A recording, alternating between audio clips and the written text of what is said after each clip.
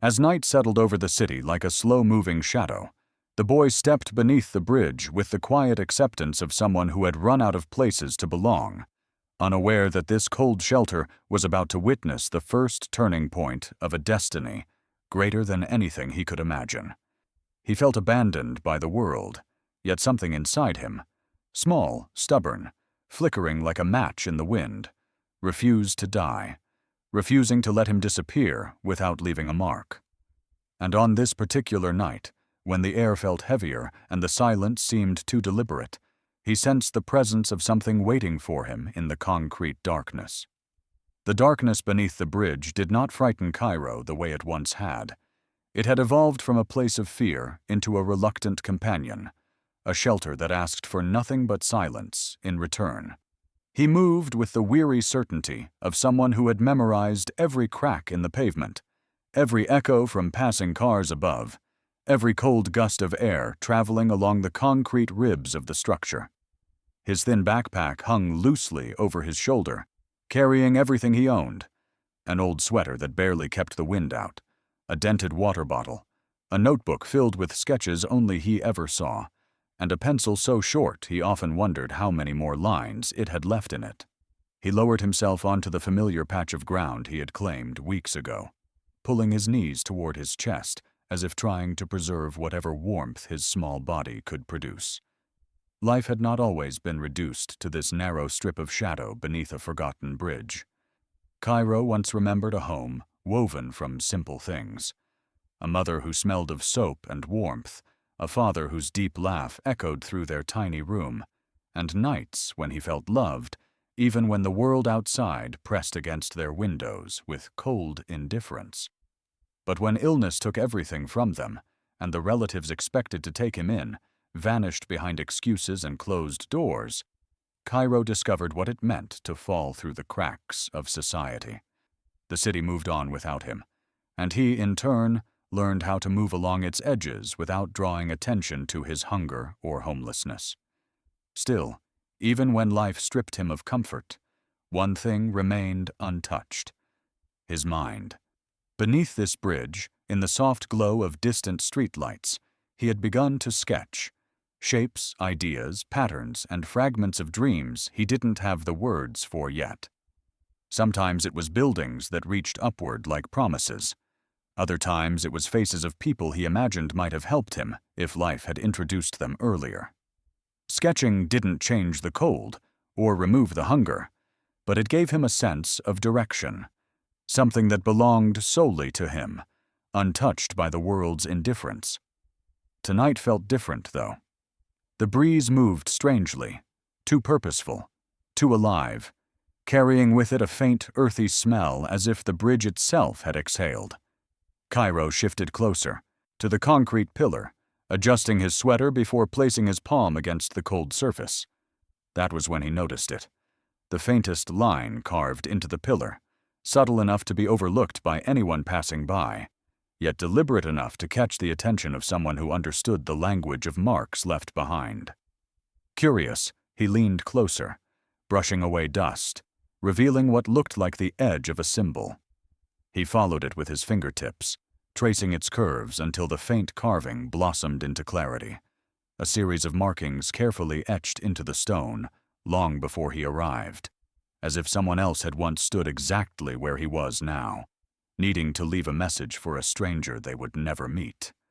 He wiped away more dust, revealing entire words, cryptic yet powerful, each letter trembling beneath his touch. As he read, his breath hitched. The words did not feel random. They felt intentional, almost prophetic. They spoke of rising from nothing, of strength forged in loneliness, of a future shaped not by circumstance, but by a calling hidden in plain sight. It felt impossible, irrational even, but he could not shake the sensation that the message had been waiting for him, specifically him, across all these years. And as the realization sank into his bones, a strange pulse of fear and recognition surged through him, forcing him to step back from the pillar as if it had spoken aloud. The message felt too precise, too timely, too intertwined with the quiet battle he fought every night. And in that trembling moment, He understood that someone, somehow, had known he would one day stand beneath this bridge, searching for a truth far greater than survival. Hunger, more relentless than the cold wind beneath the bridge, settled on the boy's ribs with a quiet cruelty that felt older than his own memories, pushing him toward the breaking point where morality and survival begin to blur. As the day stretched forward with a weight he could barely carry, he found himself confronting choices he had spent weeks avoiding, choices that no child should ever have to measure against the hollow ache gnawing inside him. And just when his resolve trembled near collapse, he stumbled upon something hidden in the shadows that should not have existed there. Something that changed the way the world looked back at him. Amid the early morning haze, the city stirred with its usual indifference. Cars humming over the bridge above, footsteps echoing faintly across concrete, and voices drifting by without ever noticing the boy tucked beneath them.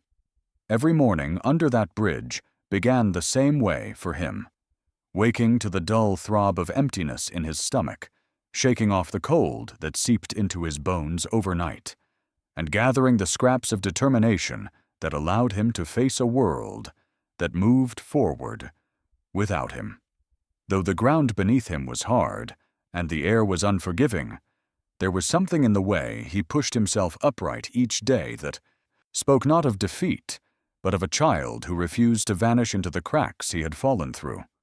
His name was Malik, though most people never asked for it. He had once lived in a small apartment with his mother, but life had stripped the walls around him one by one until all that remained was a worn blanket, a few salvaged belongings, and the bridge that sheltered him from the rain. His mother, swallowed by illness and circumstance, had disappeared into the system months ago, leaving him with no answers and no certainty of whether she would ever come back. Malik clung to her memory, the way he clung to his breath, quietly, steadily, as though letting go would erase the last thread tying him to the world he lost. Each day, he ventured beyond the bridge, searching for coins through small tasks, wiping dusty storefront windows, organizing crates for escaping vendors, or offering to help carry bags for those who didn't mind being approached by a boy whose clothes held the scent of river wind and survival. Some days he earned enough to buy a piece of bread or a handful of roasted corn. Other days he returned empty-handed, pretending his hunger was a temporary visitor rather than a companion that had moved into his life permanently. The city, vibrant and loud, rarely saw him. People passed by in hurried lines, tapping screens, adjusting jackets, focused on work or errands or conversations that had nothing to do with the silent boy who drifted alongside them like a shadow.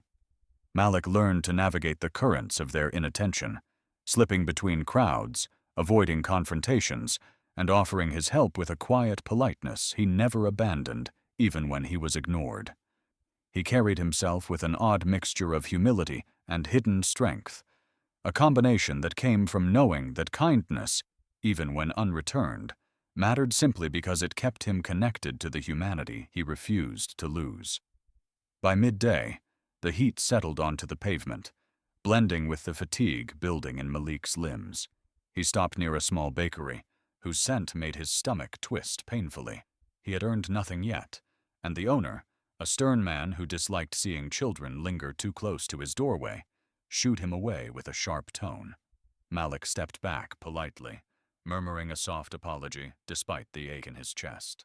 The day stretched onward, each passing moment tugging at his resolve as hunger tightened around. Yet despite the willingly, he held that truth close, even when his stomach trembled and his vision grew unsteady. As evening settled in, Malik returned to the bridge with slow steps, his body drained and his hope stretched thin. The shadows lengthened across the concrete, and the hum of cars above created a constant, distant rhythm that made the space beneath feel both alive and isolated. He lowered himself to the ground, pulling his thin blanket around his shoulders, waiting for the night to swallow his hunger into numbness. But something was different. Near the back wall where he usually slept, a small object lay atop a flat piece of cardboard, a neatly wrapped bundle of food. Malik froze, staring at it with disbelief, almost afraid it would disappear if he blinked. The wrapping was clean, carefully folded, unlike anything usually left behind by passing strangers. He approached slowly, as though stepping into a dream he wasn't ready to trust, his fingers trembling as he reached toward the food. Then he noticed something tucked underneath, a small folded note. His breath caught, and for a moment he simply stared at the paper, unsure whether to touch it. No one wrote to him. No one knew his name. No one cared enough to leave words behind, especially not beneath a bridge. Hands shaking, he unfolded the note. Inside were only a few words, written in careful handwriting that made his pulse quicken. The note didn't carry a stranger's greeting. It carried his name, written clearly as though by someone who had been watching him longer than he realized. Confusion rippled through his chest, followed by a quiet fear he couldn't quite name. And as the evening light dimmed around him, one question rose above all the noise in his mind. Who knew he lived beneath this bridge, and why were they reaching out now? He had spent so long moving through the world like a shadow that being noticed felt almost dangerous. And when the stranger's gaze locked onto him with an unsettling calm, Malik's breath stilled in his chest as though fate had paused to observe him too.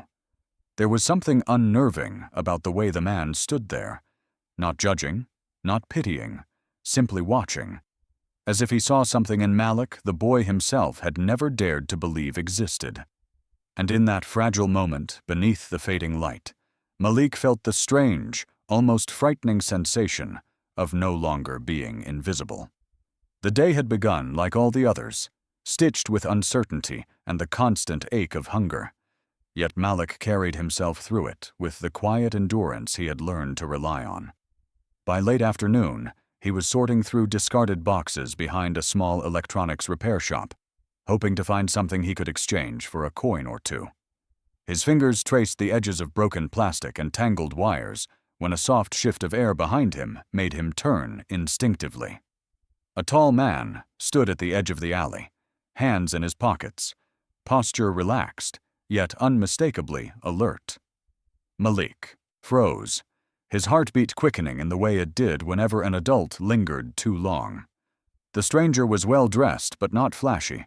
He carried an air of controlled focus, as if he were a man accustomed to studying people rather than dismissing them. His expression was unreadable, calm, observant, faintly curious. Malik stepped back cautiously, his muscles tightening, preparing to run if needed. People didn't watch him like this. People didn't look long enough to notice him at all.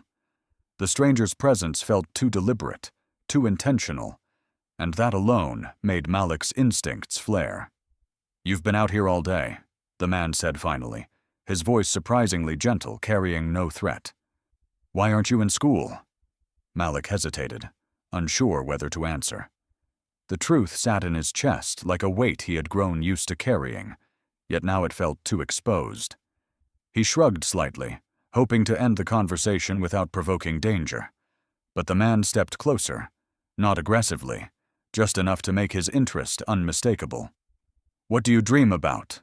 the stranger asked, the question so unexpected that Malik blinked, unsure he had heard correctly. Nobody asked him about dreams. People barely asked his name. He searched the man's face, trying to determine whether he was being mocked, but there was no cruelty in the stranger's eyes, only a quiet insistence, as though the answer mattered more than Malik understood. The boy looked away, his voice almost swallowed by the dusty air. "I don't know anymore." The man studied him carefully, noticing the way Malik's clothes hung loosely from his thin frame, the sharp intelligence in his eyes, the resilience woven into every hesitant movement. "You don't belong out here," he said softly. "I can see that." Their worlds touched briefly, uncomfortably, like two maps forced to overlap despite being drawn from opposite realities. Malik felt exposed, unsettled, unsure why this stranger cared enough to speak to him when everyone else walked past. He didn't trust the feeling, didn't trust the sudden warmth stirring inside him at the idea that someone, anyone, saw more than the dust on his skin or the bridge he slept beneath. The man stepped back slowly, giving Malik space, but his gaze remained steady, carrying a certainty the boy couldn't understand. Then, just as he turned to leave, he paused, his voice dropping into a tone that felt almost prophetic. "You're not meant to sleep under bridges," he said, leaving the words hanging in the air like a truth Malik had never dared to imagine for himself. He walked away, without waiting for a reaction, but the echo of his words pressed into Malik's chest with a force stronger than hunger. And as the boy stood frozen in that narrow alley, he realized this stranger had seen something in him that the world, and even he himself, had never stopped long enough to find. The streets had a way of teaching, lessons no teacher ever bothered to write on a chalkboard, and Malik learned them with the urgency of a boy whose survival depended on every detail he absorbed. While the world passed him by without a second glance, he found himself quietly sharpening instincts that later would outshine the brightest classrooms he once believed he'd never enter.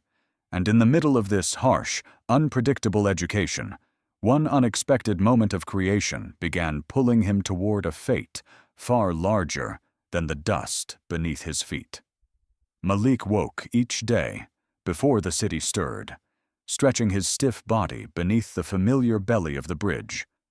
The concrete above him held the cool of night, while the rising dawn brushed faint light across the graffiti-marked columns. Every morning, he pushed himself up with the same promise he whispered before sleep, that he would keep learning, even if his lessons came from hunger, pavement, and strangers' footsteps. He had stopped hoping for textbooks long ago. Instead, he learned from the rhythm of the streets themselves. He watched people the way some children studied stories. He learned to read their eyes, their hurried movements, the tension in their hands when stress tightened their days. He could tell when someone was lying, when someone was lonely, when someone simply needed a moment of kindness they didn't know how to request. He studied patterns, the vendors who always overcharged near closing time, the bus drivers whose faces softened when someone smiled at them, the shopkeepers who hid their coins in the same drawer every day. The streets became a vast, breathing textbook, and Malik absorbed it all quietly, storing each observation like a seed he hoped would bloom someday.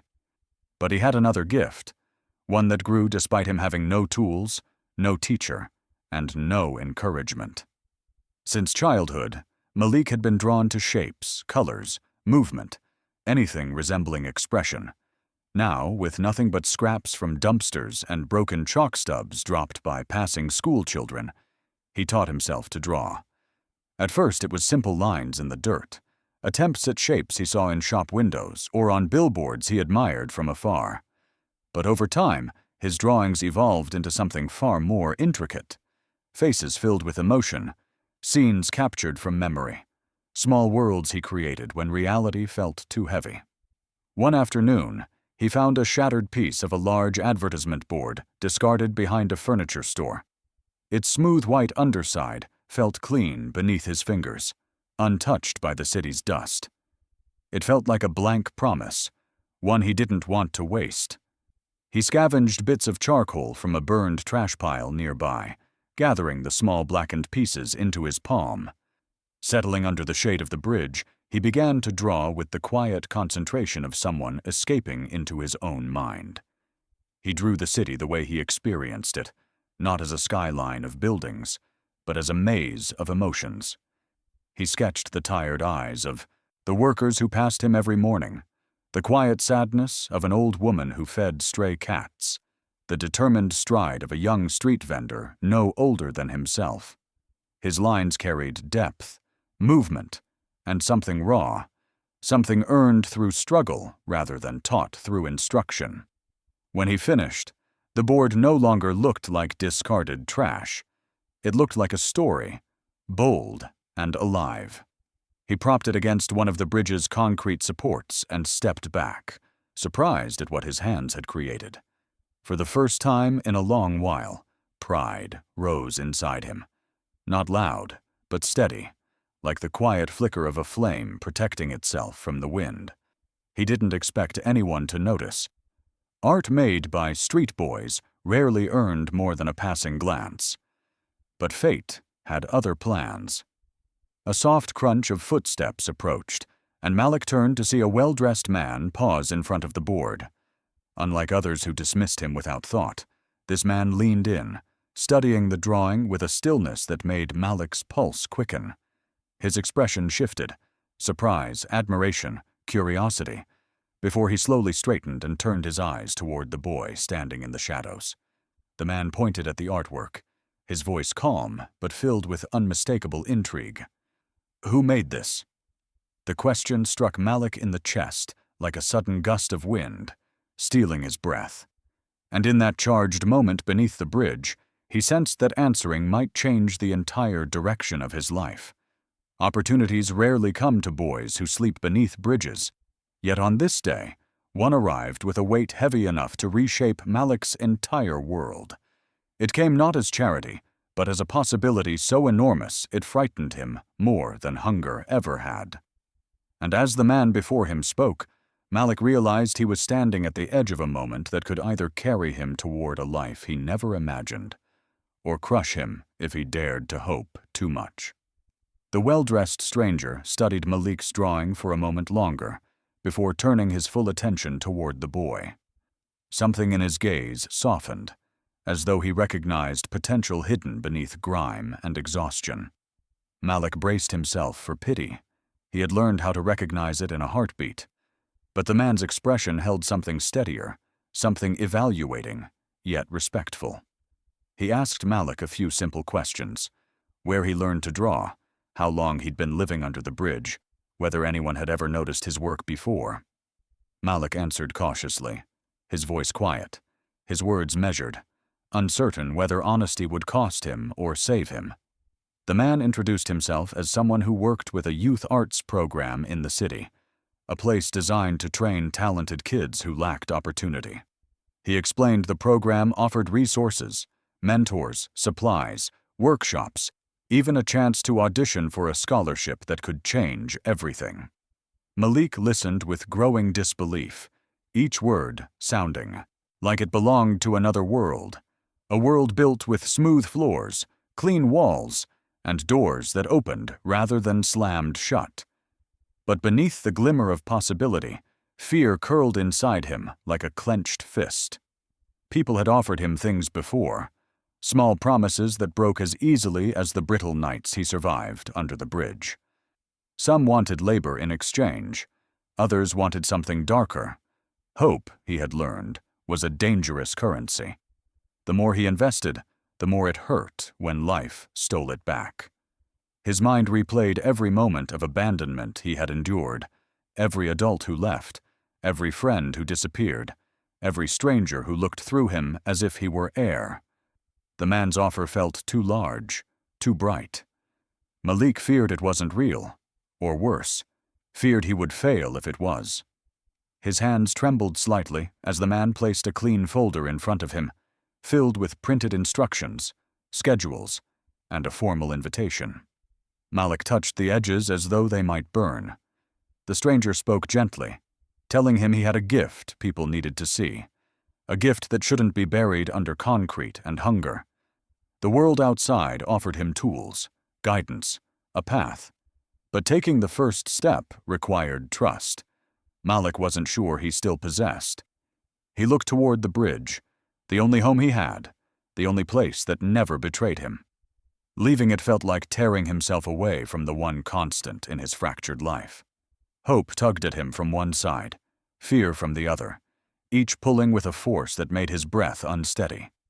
The man waited silently, giving Malik space to choose. When he finally spoke again, his voice carried a quiet urgency that sliced through the heavy air between them. "If you want this chance," he said, "you must leave the bridge tonight." Malik's heart pounded, every instinct screaming in different directions. And as the weight of those words settled, he realized this choice would define everything that came after. He crossed the threshold into a world built for children whose worst pain was boredom, not hunger, and the shock of that contrast struck him harder than any cold night beneath the bridge ever had. Every polished surface, every crisp uniform, every confident face reminded him he did not belong here, and that belonging was something this world protected fiercely.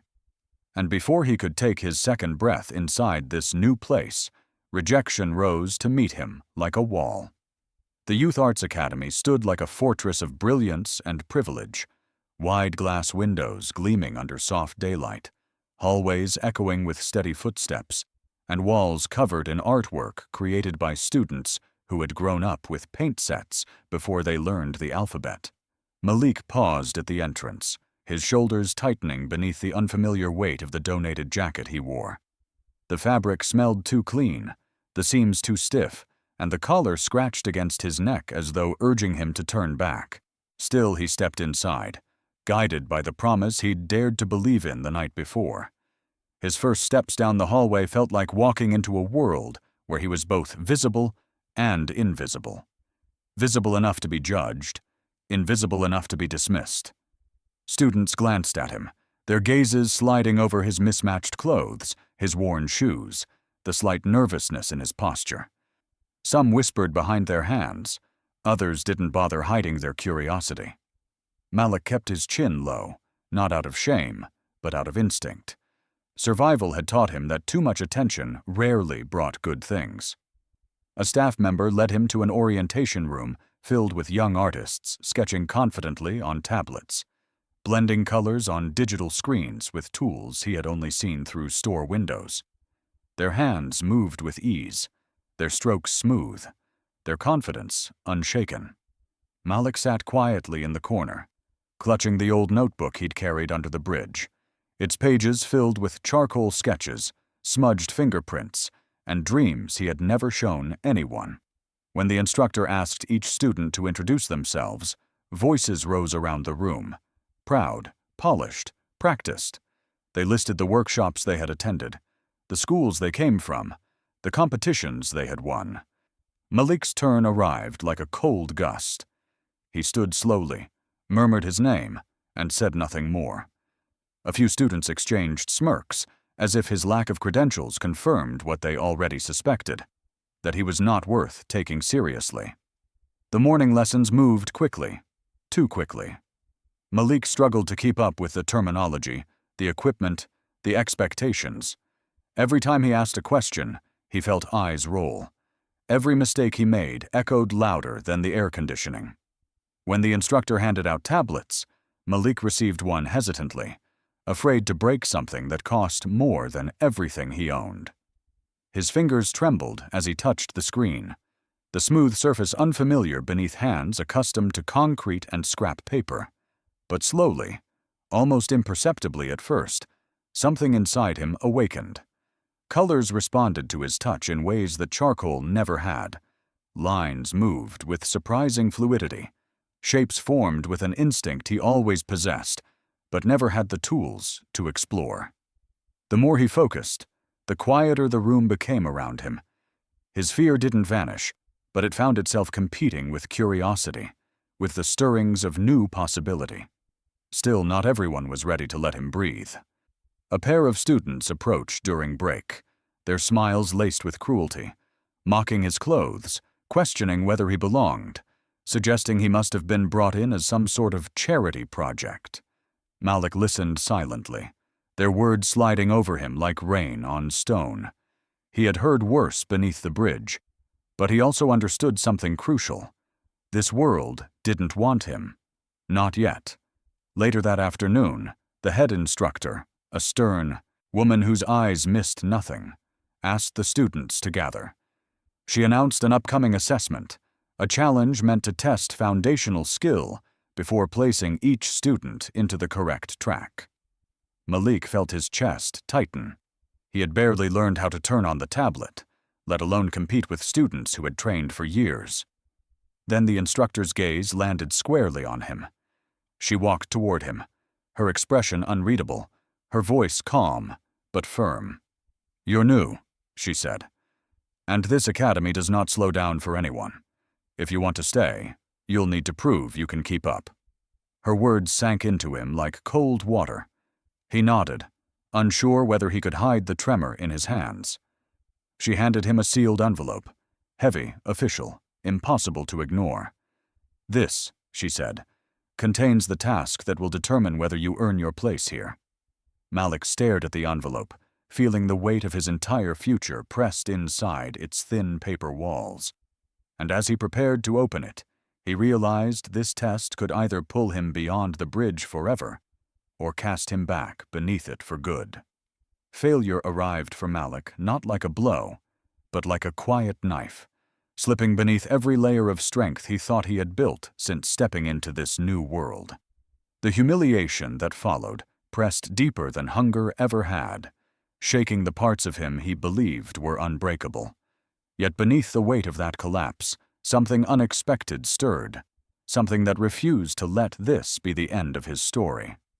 The sealed envelope had felt heavy in his hands, but its contents proved even heavier. The task was simple for those who belonged here. Create a digital art piece representing transformation using the Academy tools, submit it within 24 hours, and prepare to defend it before a panel. For Malik, it felt like being asked to speak a language he had only just heard for the first time. Still, he tried. He stayed late after class, studying the tools with trembling fingers, watching others work with ease and confidence. His strokes were shaky, his colors clashed, his renderings looked unfinished no matter how many times he tried to fix them. When submission time came, Malik handed in his piece with the sinking feeling of someone handing over a confession rather than a creation. He stood before the panel the next morning, sweat sliding down his back as instructors and senior students gathered. The room was quiet as his artwork appeared on the large screen, a piece that looked painfully amateur beside the polished work of others. Whispers rose instantly. Some students didn't bother hiding their smirks. The head instructor examined the piece with calm, clinical eyes. "Malik," she began, pausing as though searching for gentler words but finding none. "This shows effort, but not skill. You are far behind the others. Too far." Her voice wasn't cruel. It was simply certain, and certainty cut deeper. Malik's chest tightened as she continued. "At this level, with these expectations, I don't think you're ready to remain in this program." The finality of her words struck him harder than any cold night under the bridge. For a moment, the room blurred. He felt 16 eyes on him, judging, dismissing, confirming what he had always feared, that he did not belong anywhere except beneath concrete shadows. He tried to breathe, but humiliation squeezed the air from his lungs. He nodded stiffly, unable to trust his voice. When they dismissed him, his steps felt hollow, like walking through the echoes of a life collapsing again. He made it outside before the tears came, silent, uncontrollable, raw. He pressed a hand to the wall, forehead lowering to his arm as everything inside him cracked open. He had survived hunger. He had survived nights with only wet cardboard to sleep on.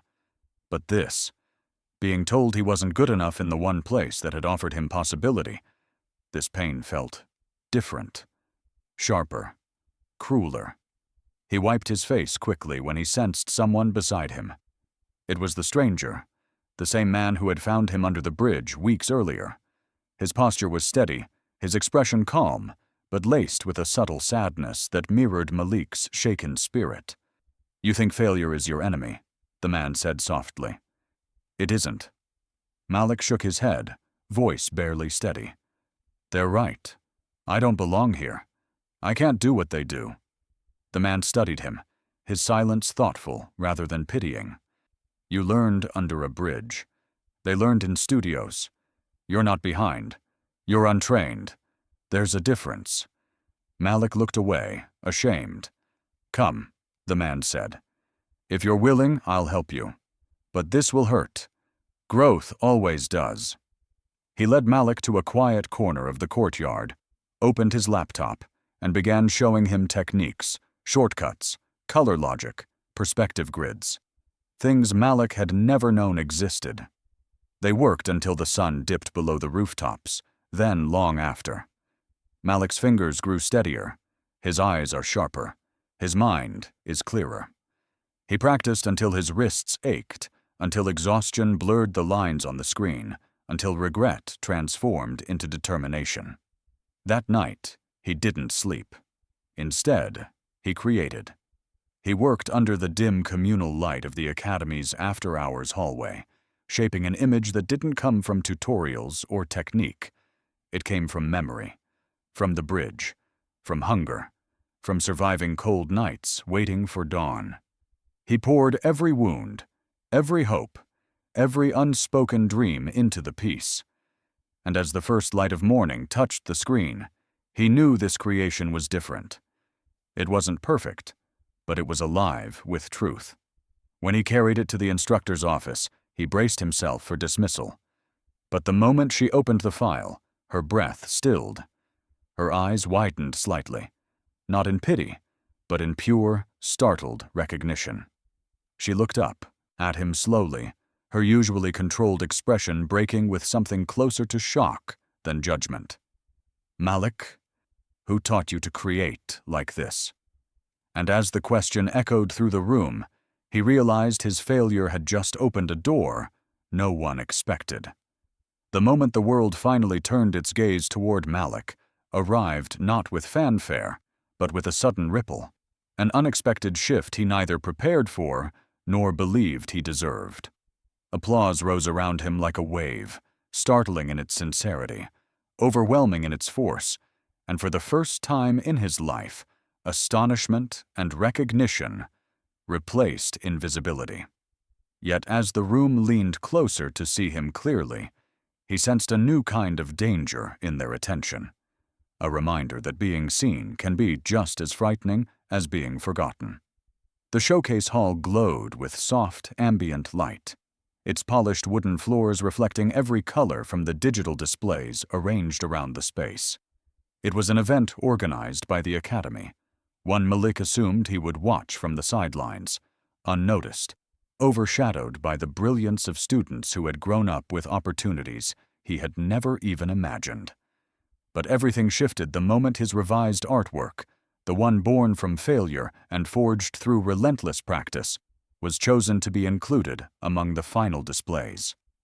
He stood quietly near the back as people drifted in, a mix of critics, investors, instructors, and well-known artists. Their voices created a low hum across the hall, filled with opinions and expectations. Malik's nerves tightened with each passing minute, his fingers cold despite the warm room. He wasn't used to polished spaces or rooms filled with sharp eyes and sharper judgments. Yet he also wasn't the same boy who once hid food under a bridge. Something in him had strengthened, something refusing to let fear silence him now. The moment the projector illuminated his artwork, conversations faltered. The screen filled with colors blended from memory and emotion, the muted blues of night beneath a bridge, the warm oranges of distant streetlights, the subtle silhouettes of survival and resilience woven into a single piece. It was raw, unpolished in places, but undeniably alive. A soft gasp came from the left side of the room, then another. People stepped closer, drawn to the quiet intensity of the work. Malik watched them carefully, almost afraid to breathe, as strangers tilted their heads in admiration, their expressions shifting from curiosity to awe. One critic whispered, "This feels like the truth on a screen." An investor leaned toward an instructor, murmuring, "Who created this? The emotional intelligence is extraordinary." A group of students who once mocked him stood frozen, their disbelief palpable as they recognized his initials in the corner of the display. For the first time, Malik felt the weight of a different kind of attention. Not pity, not dismissal, but respect. Real, grounded respect. Ita flooded him with emotions he had long buried, stirring a quiet, steady warmth in his chest. He didn't smile, but a sense of belonging, fragile yet unmistakable, began to form. As the presentation continued, more eyes sought him out. A renowned graphic artist approached, complimenting the color logic. A well-known storyteller commented on the emotional depth.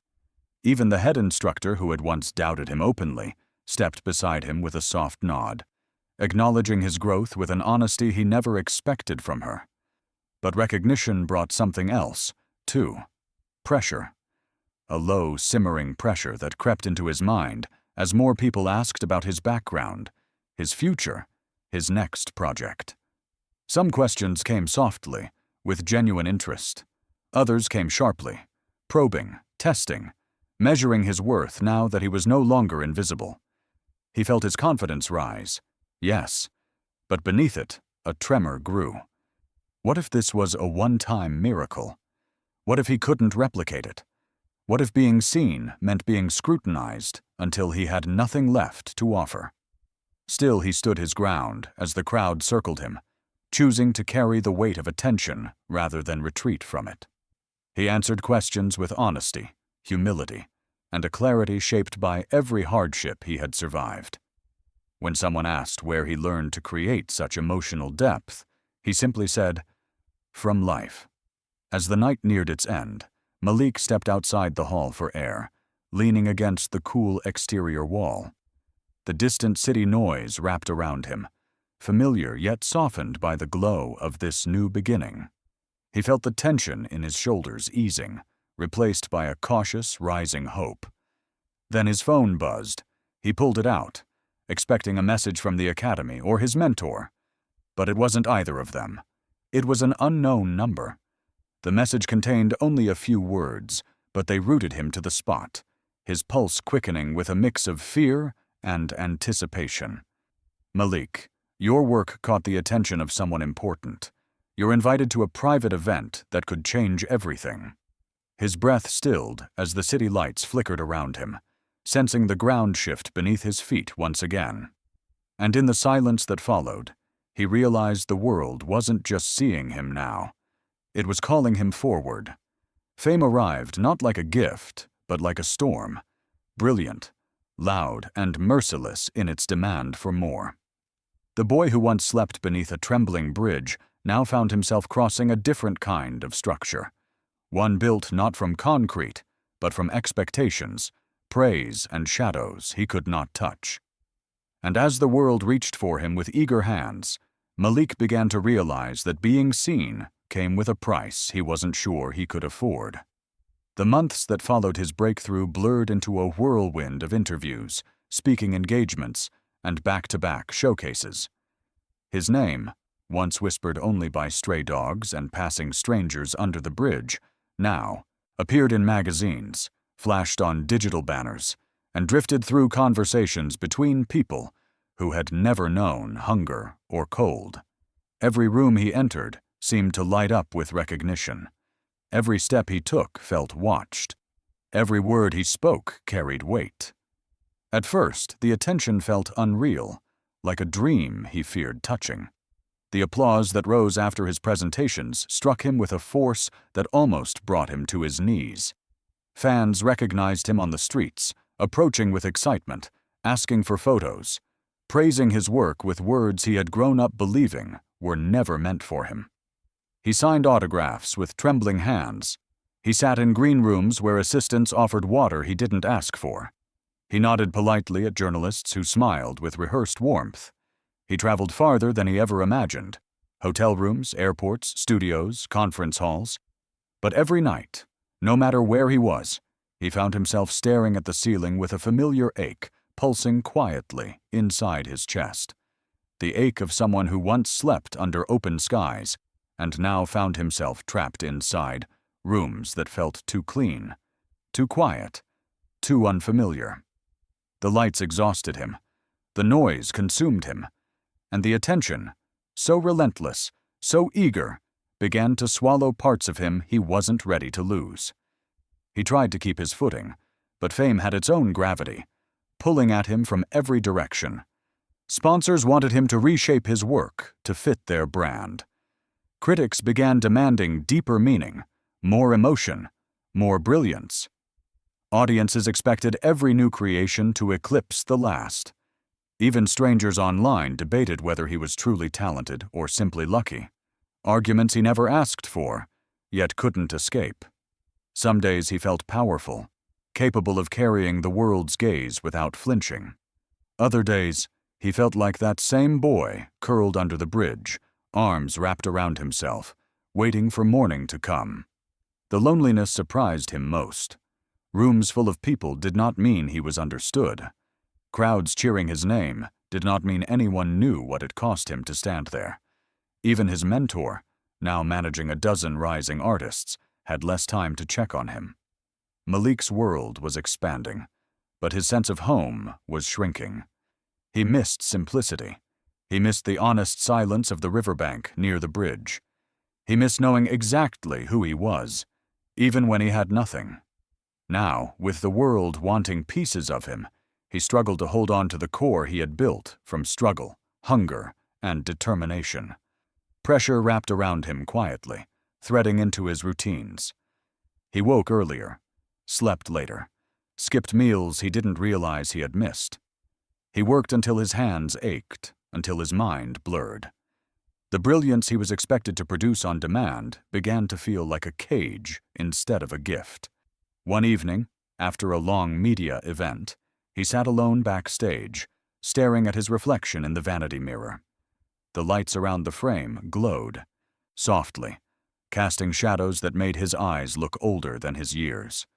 He studied the face looking back at him, a face the world now praised, a face they believed had strength enough for anything. But he could see the truth beneath the surface. He was tired. He was afraid. And part of him was wondering if his rise had come too quickly, too loudly, too relentlessly. The past tugged at him, the bridge calling to him in memory like an anchor he both resented and depended on. The present pulled him forward like a current he couldn't outrun. And somewhere in between, he felt himself caught, powerful yet fragile, admired yet invisible to the people who praised him most. He stood, exhaled, and walked toward his next appointment, a live recording that millions would watch. But the world did not care for exhaustion. The cameras did not wait for healing. The people praising him did not see the tremor in his hands, and in the rush of answering questions, posing for photos, and signing his name again and again, he made one mistake. A single misstep in a world that recorded everything, judged everything, replayed everything. A comment he didn't mean slipped from his mouth, caught by a microphone he didn't see. Within hours, the clip began spreading, twisting, magnifying, threatening to shatter everything he had built. And as the notifications began to explode on his phone, Malik felt the bridge beneath his new life tremble. There came a day when Malik's own reflection no longer surprised him, but the size of it did. His face looked down from towering billboards, from digital screens pulsing above highways, from storefront displays that glowed long after midnight. The world cheered his success, showering him with celebrations and fame, yet none of it quieted the hollow echo that still lived inside him. Because even now, at the height of everything he had once prayed for, the bridge he slept under as a boy whispered to him, like a ghost, that refused to fade. Success had unfolded around him with a force that felt unreal. The mistake that once threatened to destroy him had become the very moment people replayed with sympathy rather than condemnation. He apologized, clarified, rose with dignity, and to everyone's shock, his honesty only amplified the public's admiration. Brands that once ignored his existence now fought to sign him. Interviews multiplied. Opportunities gathered at his feet like offerings. His name trended for weeks, not for controversy, but for impact, talent, resilience. Soon he became the face of campaigns spanning continents. His work appeared in galleries abroad and on the covers of international magazines. Invitations arrived from places he once couldn't point to on a map. There were awards, heavy gold ones that glimmered under bright stage lights, and speeches where crowds stood to applaud him before he even opened his mouth. Money-filled accounts he never thought he would have, numbers so large they felt disconnected from reality. Stylists dressed him in luxury outfits. Assistants managed his schedule. People who once walked past him without a glance now pushed through crowds just to touch his hand. Yet with each victory, with every upward step, Malik felt something tugging quietly backward. He first noticed it during a late-night drive after a major event.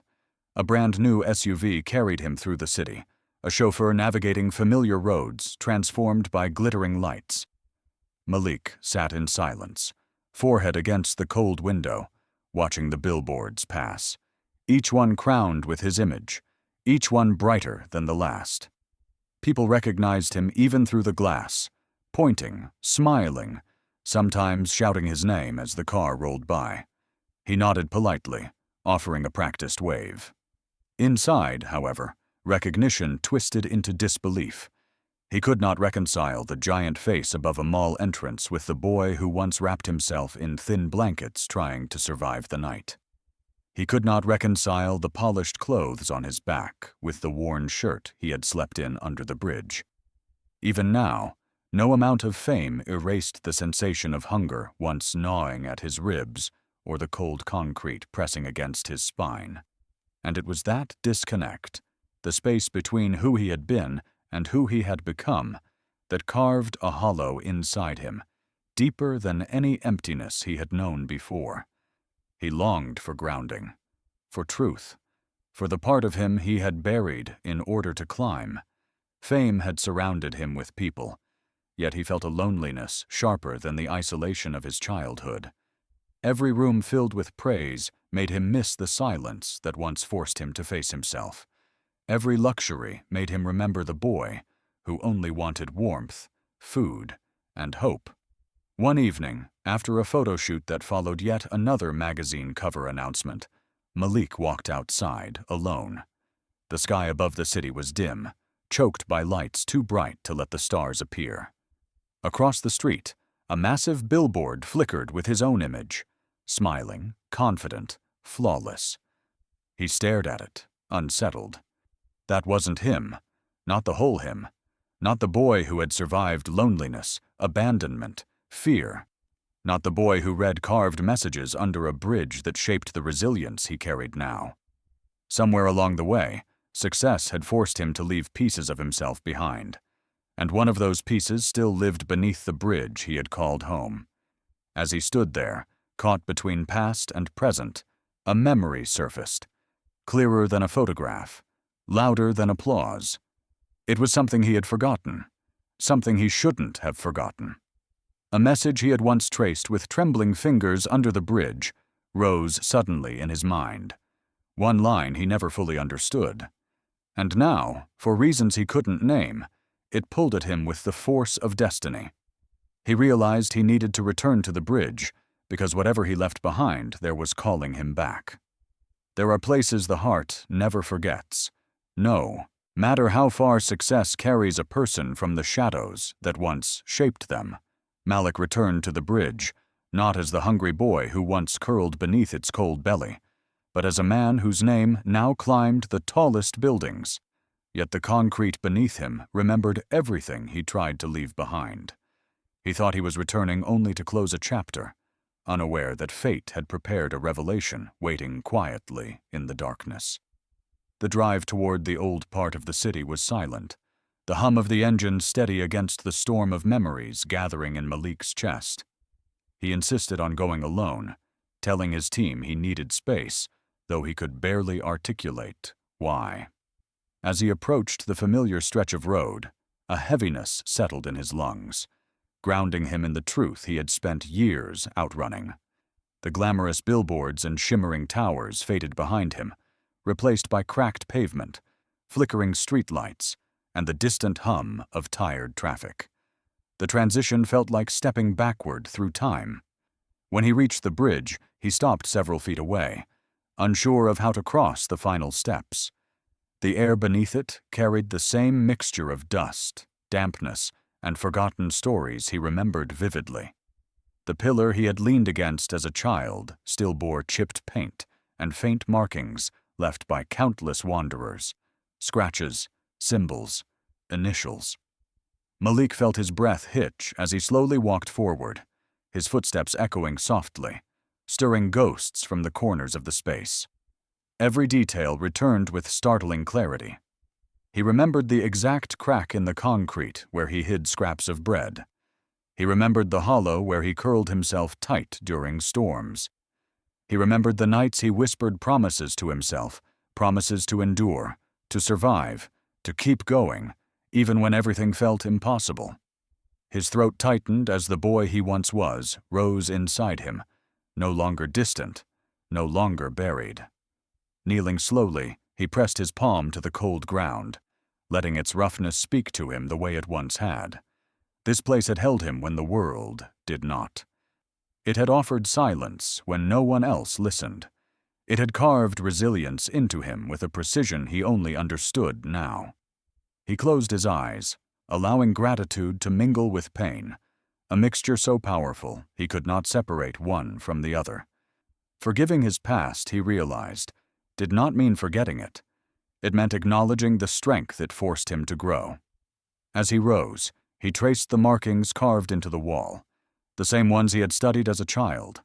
One line in particular had once unnerved him, as if written with him in mind. Greatness is born in dark places. Don't run from the shadows. He whispered it aloud, feeling the truth of it settle fully for the first time. He had spent years chasing brightness, yet the darkness had been the beginning of everything that made him who he was. A soft movement behind him pulled him from his thoughts. He turned sharply, expecting perhaps a stray animal or the whisper of wind.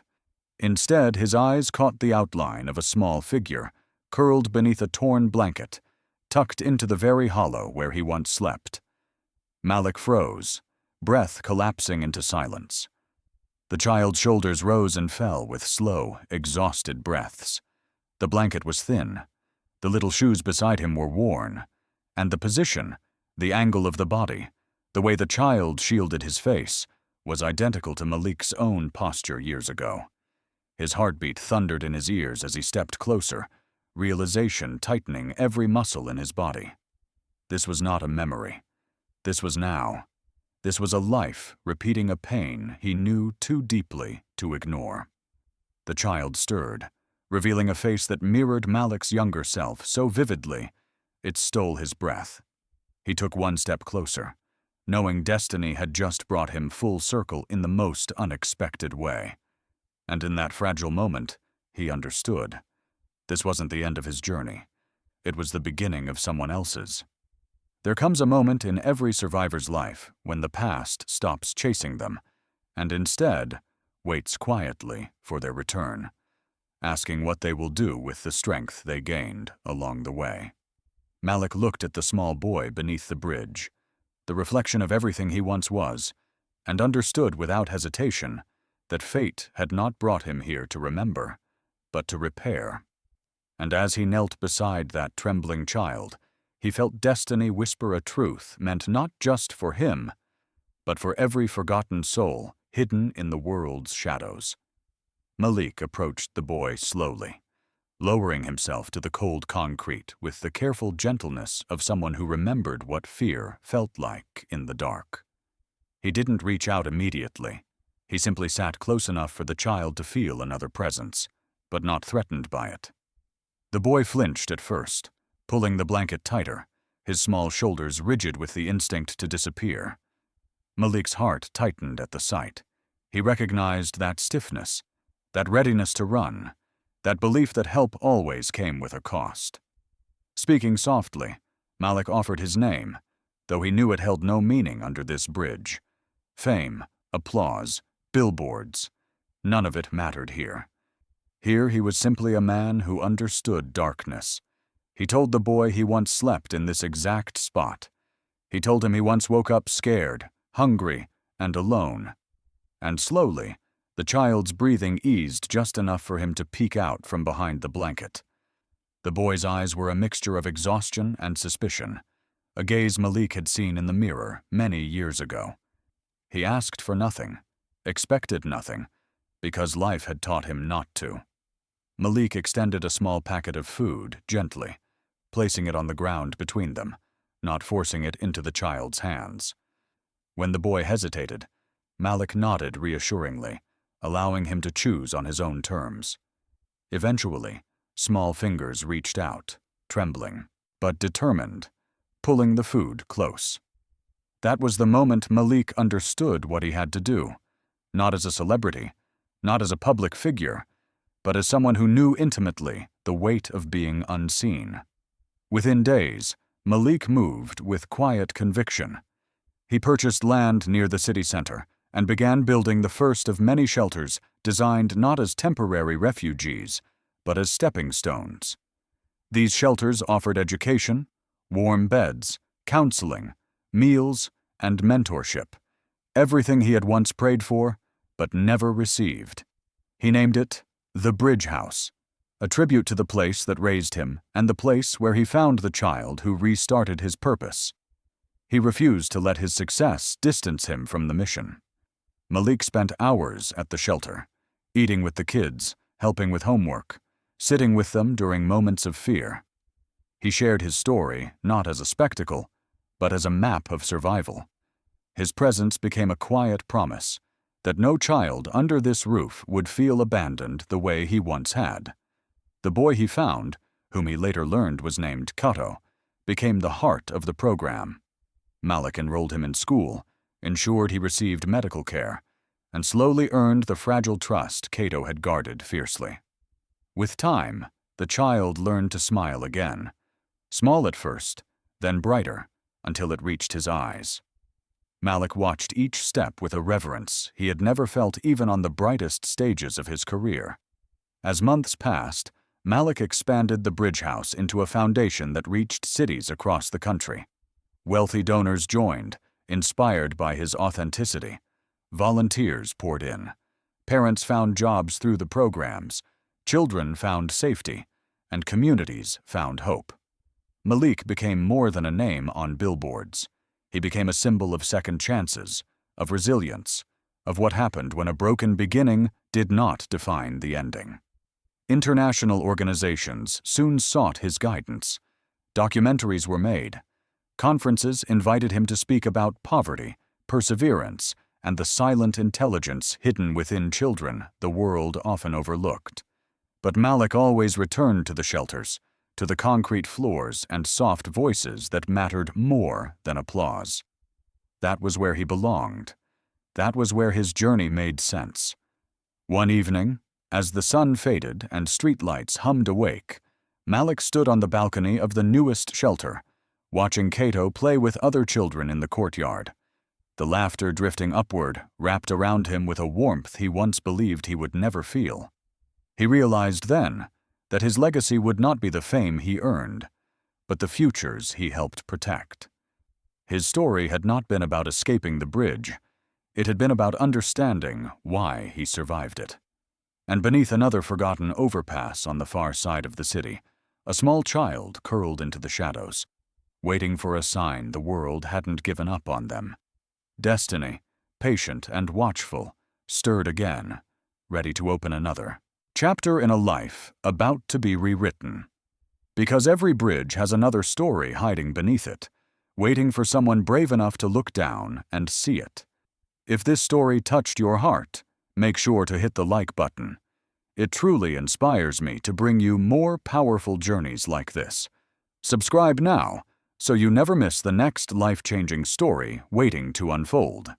Share your thoughts in the comments. Your voice adds meaning to every chapter we create together. And don't forget to turn on notifications. Your next unforgettable story is already on the way.